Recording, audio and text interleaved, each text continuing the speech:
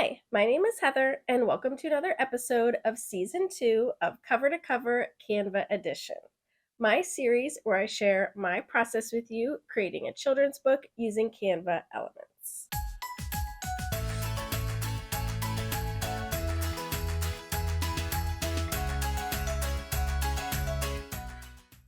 I'll include my copyright reminder here. And remember, this isn't a tutorial, it's just me sharing my process with you. So if you'd like more step-by-step instructions, then check out the videos that I'll link in the description. I have Lorene's book pulled up here, and last time we did the scene of the kids in the bus, and the bus is driving away. And our next scene is going to be the teachers were waiting for us at the school. They said, follow instructions, that is the first rule. For this one, I think it would make sense for the next scene to have the bus pulling up at the school and have the teachers standing there waiting outside. That way we'll get a scene of the school from the outside, which I think would be perfect for the book, and it also follows along with the words of the text. And also, I think that since there isn't a ton of text on this page and then the next page is blank, then I think it makes a lot of sense for this to be a spread because we can have the main thing, the school, on this second page and just have the scenery continue over to the page on the left. And I think that this will make a really nice scene for the book. So I'm going to go to Elements and I'm going to search for school.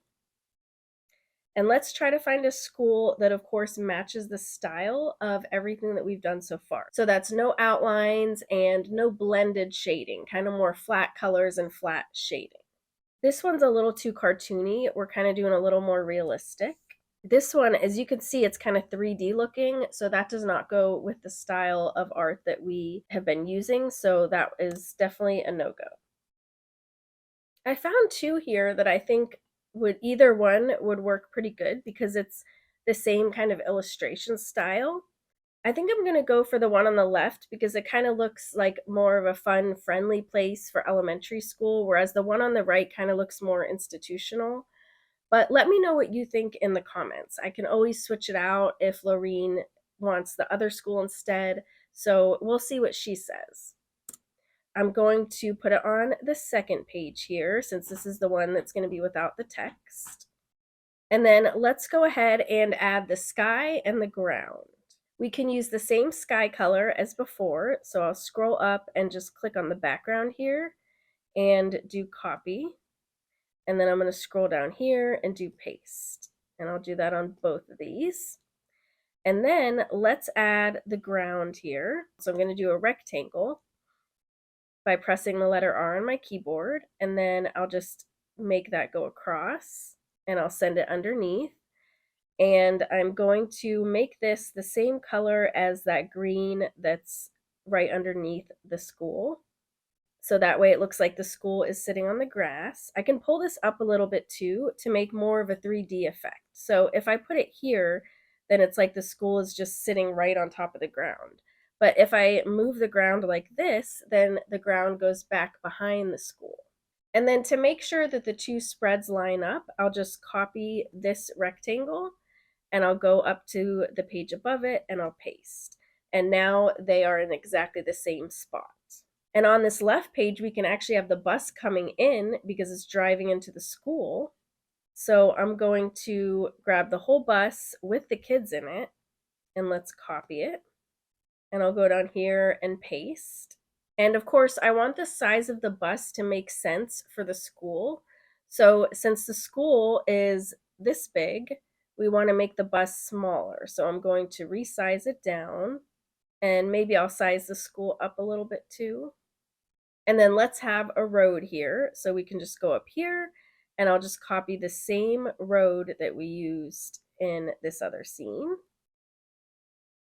It's always nice when you can copy and paste and reuse elements that you've already used because you already put the work in, so you may as well benefit from it. And we want to make sure that the road continues onto the next page properly. So I'm going to make it so that the road stops in the little gap that's right here. And then I'll just copy this and I'll paste it here. And I'm gonna move it over to make sure on the left edge we have that gap there as well. And this is butting up against the school here, so maybe we actually need to make it smaller. So let's delete this. And let's just make everything a little bit smaller. So I'll grab the school bus and the road, and I'm just gonna resize them smaller. And then I'm gonna copy the road again and paste it down here. And then we can make the school smaller as well. Now let's take a look at our grid view so we can kind of see if the size of the school makes sense for the size of the bus. So if we look at this, then you can see how big the kid's head is, and you can kind of estimate his body would maybe be about this high. And if you put that next to the school, he'd probably fit in the door. So that's probably okay. I mean, hopefully no one's going to be analyzing it, but for the most part, this should be good. Maybe make this a little bit bigger. Now, one thing that I really don't like is that the grass is coming right up against the top of the school bus. So it just looks a little weird. I would either make it like this or bring it down. Whichever one looks better for this. And I think pulling it down, I think I like that better. And we want the grass to match up, so I'm going to copy this rectangle, come down here, and I'll just delete the one I have there, and I'll paste this new one. And that way we know that they match up. Let's add some embellishments to make this look a little more fun. So of course we are going to want to have some grass.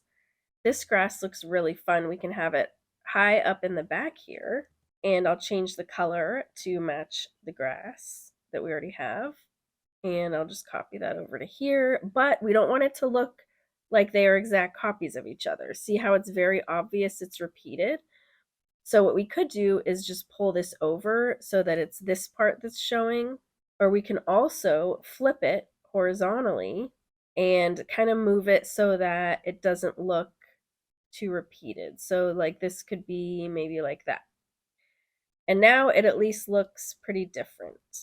And we do want the grass to continue onto the page before it. So let's actually do that. I'm going to move the grass so that it's over pretty far, maybe like this. And then I'm going to duplicate it, and I'm going to place the new one directly on top of the one I had before. And now the trick is that we're going to want this left part to be on the page before it. So it's really simple once you get the hang of it. You're just going to go into crop it, and you're just going to crop it right to that edge. So that way the only part that you have left is the part that's supposed to be on the other page. Now we're going to click done. Now don't click off of it or it'll disappear since it's outside of the canvas. But I'm going to do Command X or Control X on Windows so that I cut it and put it on my clipboard. And then I'm going to go to the page before it, and I'm going to paste. So Command V or Control V on Windows. And then this is really important that when you click on it and hold and drag it, you need to hold down Shift so that it's staying along the X axis. Because if you don't do that, then you might shift it up or down and it's not going to connect properly. So I did that, and I'm just going to let it snap right to that edge. And now we have the left side of the grass and the right side of the grass, and they will connect. And we can kind of see that in action if we go to grid view. It's really hard to see in grid view since everything's so small, but we'll get a better view of it when we preview it in Simplebooklet at the end of the video. Now we can go ahead and just continue the grass. Although we don't want it to look too repetitive, so let's see if we can find another grass. Ooh, here's one, and I like that little plant sticking up too. That's cute. So let's flip it though so that the plant isn't going into the text. And then I'll just make it the same color as the rest of the grass. We can just use another one of these smaller grasses that we used on the other page. Now we kind of have that weird issue again. It looks kind of funny with the grass just kind of coming up right from the bus. We need it to be intentional where it's either like really far below or it's really far above. So let's actually try moving it all up instead.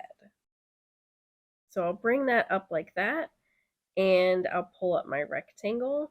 I like that a lot better. It seems less problematic, and it kind of lets you see the outline of the bus bold against the green. Now the other thing is, since I moved this up, I'm going to need to move the other one up because they need to connect. Here's a trick, is that I can just go to position and go to arrange, and right here I can see the X position and the Y position. So for the up and down, we're going to look at the Y position, and that's 3.17. So if I just scroll down and I'll just grab the other one that connects, then I'll go over here and go to the Y position and I'll change it to 3.17.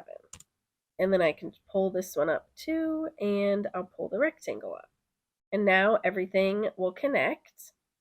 And let's also add some grass in front of the school. Let's add some little grass tufts in front of the school so it's not like just sitting flat on the grass. You want to have a little bit of grass kind of sticking up here.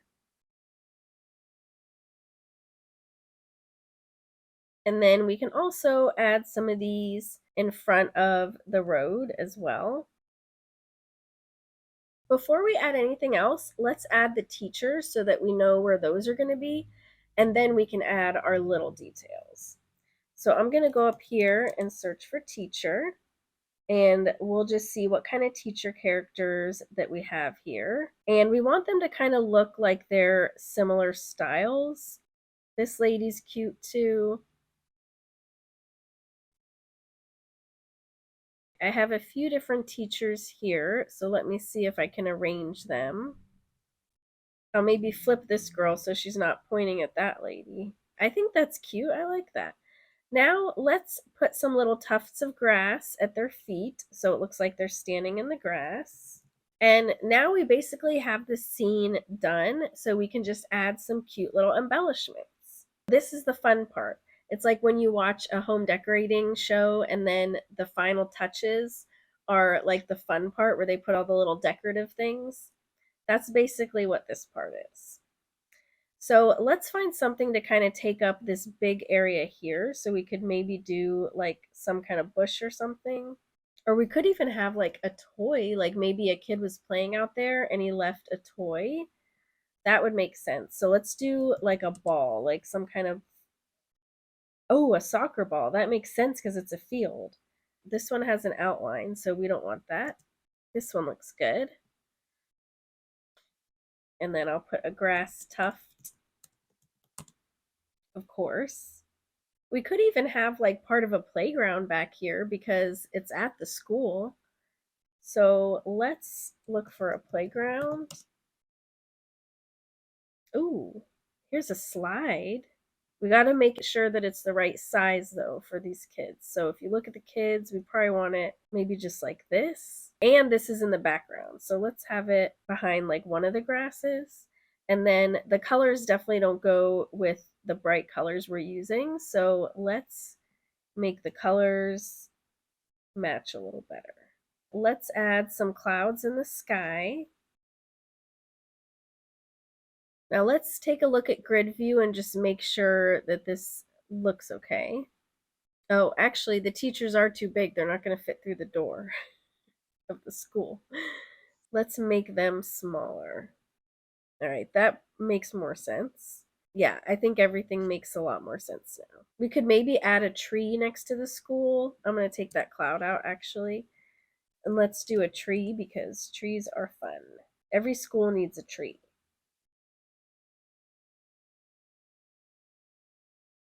I'm just going to make this green a little bit brighter. I'll add a little grass down at the base of the tree here. Ooh, this is really pretty. We can have this in the front here. And for the grass, I'm going to make it the same color as the grass we have. And then I'll just take that and make it a little bit darker. So that way the green coordinates a little bit better because it's kind of in the same like family of green. We can maybe also copy it and have it over here too. let's just add some life into the scene. So I want some kind of animal that would be flying. And we've already done a butterfly and a bird. So maybe a bee. Let's find a bee.